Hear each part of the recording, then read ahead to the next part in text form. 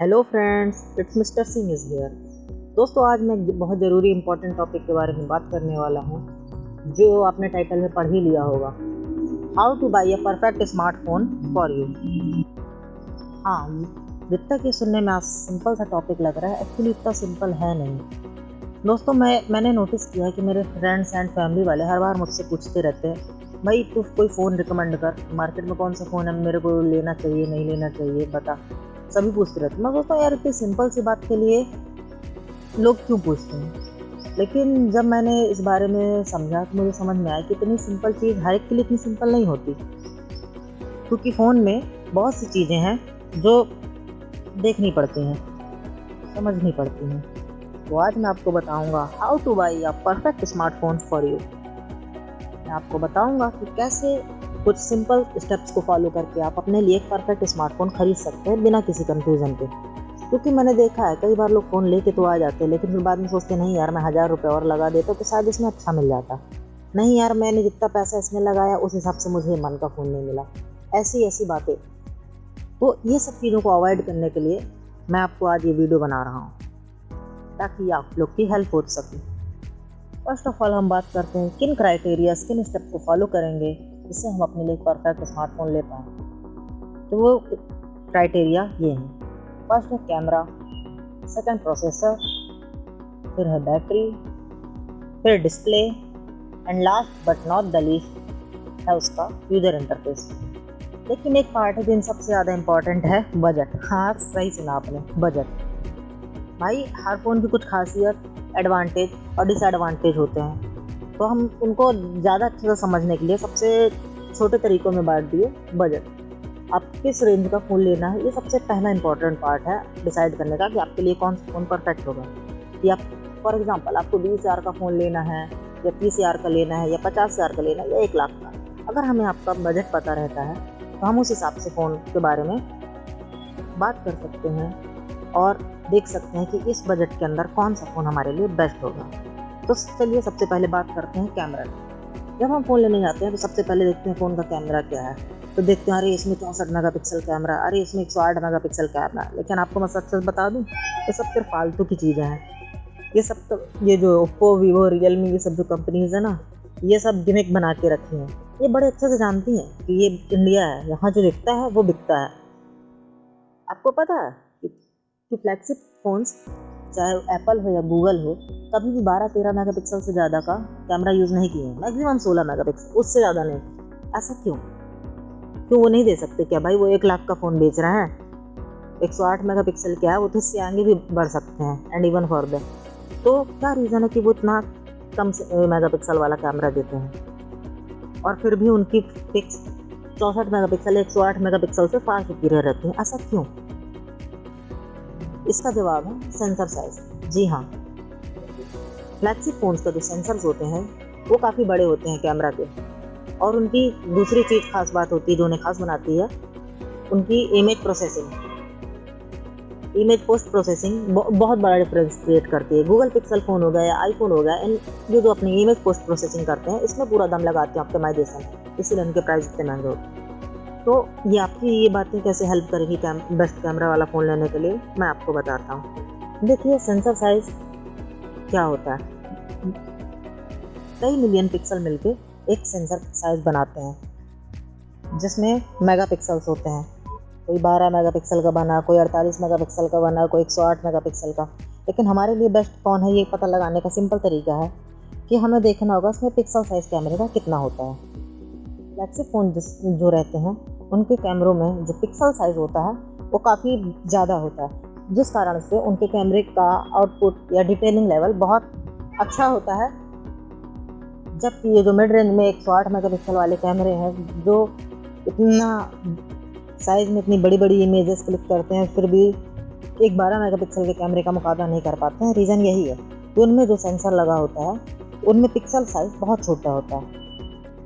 तो हमें पता करने के लिए कि कौन सा हमारे लिए फ़ोन का कैमरा बेस्ट होता है, एक सिंपल सी मेथड है कि पिक्सल साइज़ को मेगापिक्सल से मल्टीप्लाई कर दें।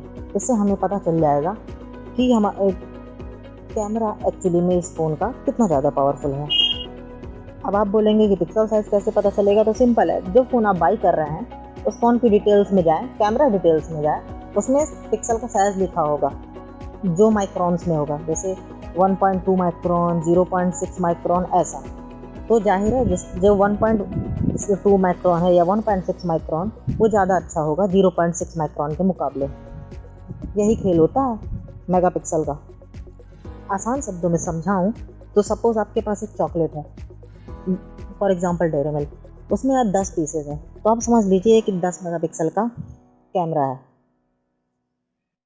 अब आप उस 10 पीसेस में से 2 पीस किसी को दे दीजिए, बचेगा आपके पास 8 पीस की चॉकलेट। एक्चुअली में वो चॉकलेट तो छोटी हो गई ना पहले से, बड़ी तो नहीं। अब भले ही चाहे आप उस 8 पीस को 108 पीस कर दें, लेकिन क्या आपकी चॉकलेट बढ़ी? चॉकलेट तो उल्टा 10 पीस वाली चॉकलेट से कम है।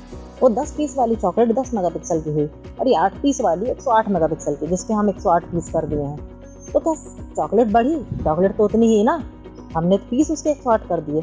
यही खेल करती है कंपनियां हमारे साथ। तो इसलिए पिक्सल साइज़ को मेगापिक्सल से जब हम आप मल्टीप्लाई करेंगे तो हम कैमरे की सही स्ट्रेंथ पता कर पाएंगे। चलिए बढ़ते हैं नेक्स्ट पॉइंट की तरफ। नेक्स्ट पॉइंट है हमारा बैटरी। बैटरी एक बहुत मेजर पार्ट प्ले करता है हमारे फ़ोन में। हमारी बैटरी डिटरमाइन करती है कि हमारा फ़ोन ऑल डे चलेगा कि नहीं।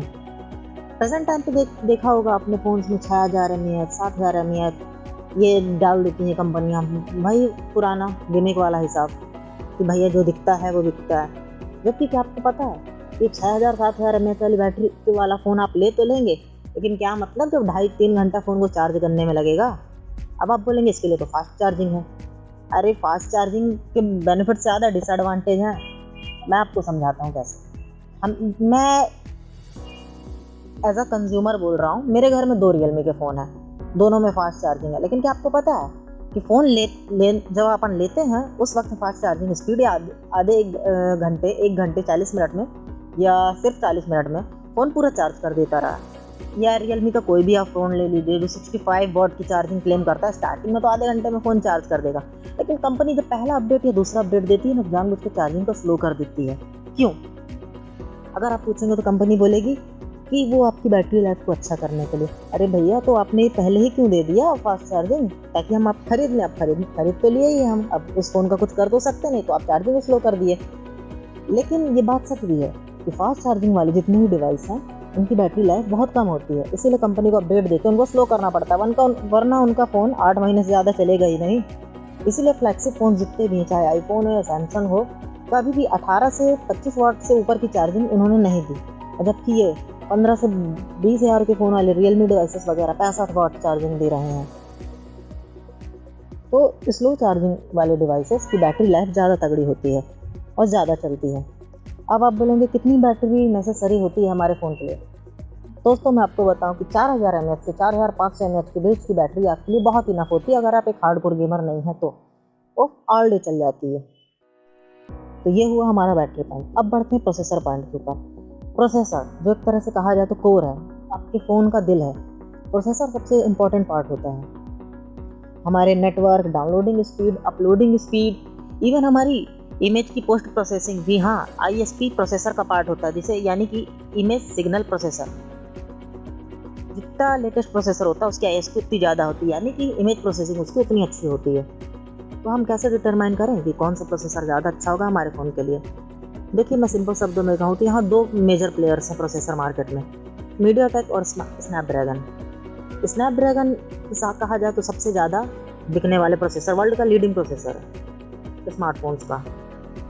रीज़न इसलिए है कि स्नैपड्रैगन के प्रोसेसर का हीट नहीं होते, वो काफ़ी बैलेंस्ड रहते हैं। जबकि दूसरे हाथ पे मीडियाटेक के प्रोसेसर परफॉर्मेंस तो ठीक ठाक दे देते हैं, लेकिन वो उसमें थ्रॉटलिंग होती है। थ्रॉटलिंग का मतलब है जब हम प्रोसेसर पे ज़्यादा लोड डाल देते हैं, प्रोसेसर गर्म होने लगता है और उसको ठंडा करने के लिए प्रोसेसर धीमे काम करने लगता है, जिससे आपका फ़ोन में जर्कीनेस आ जाती है। हम प्रोसेसर को समझने के लिए एक सेपरेट वीडियो अलग से बना देंगे, लेकिन मैं आपको शॉर्ट में समझा दूँ तो हमें फ़ोन लेते वक्त ये ध्यान रखना चाहिए कि कौन सा प्रोसेसर सबसे ज़्यादा लेटेस्ट है और कौन सा प्रोसेसर कितना पावरफुल है। स्नैपड्रैगन की अगर बात करें तो उसमें नंबर से उसके प्रोसेसर की पावर आप इजीली पता लगा सकते हैं। जितना हायर नंबर होगा, फॉर एग्जांपल स्नैपड्रैगन 665 से ज़्यादा पावरफुल होगा स्नैपड्रैगन 730। तो जितना हायर नंबर होगा प्रोसेसर उतना पावरफुल होगा। और अगर पावर एफिशिएंसी की बात की जाए, पावर एफिशिएंसी की, तो पावर एफिशिएंसी के लिए सबसे अच्छा प्रोसेसर वो होता है जिसका आर्किटेक्चर जितना नया हो। आपने सुना होगा प्रोसेसर में लिखा है 12 nm processor, 10 nm processor, 7 nm, 5 nm। तो ये क्या है? nm मतलब होता है नैनोमीटर। नैनोमीटर ये प्रोसेसर आर्किटेक्चर को डिफाइन करता है। जितना कम नैनोमीटर का आर्किटेक्चर होगा, प्रोसेसर उतना पावर एफिशिएंट होगा और उतना फास्ट वर्क करेगा। लेकिन हाँ, ज़रूरी नहीं कि वो ज़्यादा पावरफुल प्रोसेसर ही है, लेकिन हाँ, वो लेटेस्ट प्रोसेसर ज़रूर है। तो हमें, अगर हम अभी 2020-21 में ले रहे हैं, तो हमें ज़्यादातर 7 nm या 8 nm प्रोसेसर ही लेना चाहिए, क्योंकि 10 nm या 12 nm के प्रोसेसर बहुत पावर कंजप्शन करते हैं। और ये सब के लिए एक ट्रिक बता देता हूँ आपको। अगर आपको चेक करना है कि कौन सा प्रोसेसर कितना पावरफुल है, तो आप गूगल में अपने फ़ोन के प्रोसेसर का नाम डाल के उसके पीछे लिख दीजिए ANTU स्कोर, ANTU स्कोर। जब आप इसका सर्च करेंगे तो तुरंत ये स्कोर सामने आएगा। उससे आप पता लगा पाएंगे इसमें कौन सा प्रोसेसर कितना पावरफुल है। अब आप बात करते हैं डिस्प्ले की। डिस्प्ले एक बहुत मेजर पार्ट होता है किसी भी फ़ोन में। हम डिस्प्ले से फ़ोन को देखते हैं कि ये फ़ोन कैसा अच्छा लग रहा है क्या। डिस्प्ले बहुत ज़रूरी चीज़ होती है, क्योंकि हम ज़्यादातर टाइम फ़ोन में गेमिंग करते ही नहीं, मीडिया कंजप्शन करते में गुजारते हैं। For example YouTube, Netflix, Hotstar, etc। Mainly 2 type के डिस्प्ले यूज़ होते हैं, IPS और AMOLED। IPS पैनल वो होता है जो बैकलिटेड होता है, मतलब कि डिस्प्ले में पीछे बैकलिट लाइट होती है जो डिस्प्ले को ब्राइट करती है। जबकि AMOLED डिस्प्ले इससे अलग होता है। AMOLED डिस्प्ले में वही पर पिक्सल अलग अलग लिट होता है और एक इमेज दिखाता है। AMOLED डिस्प्ले IPS डिस्प्ले की तुलना में बहुत महंगे होते हैं, लेकिन उनमें कलर सैचुरेशन, कॉन्ट्रास्ट लेवल वगैरह IPS की तुलना में बहुत शानदार होता है।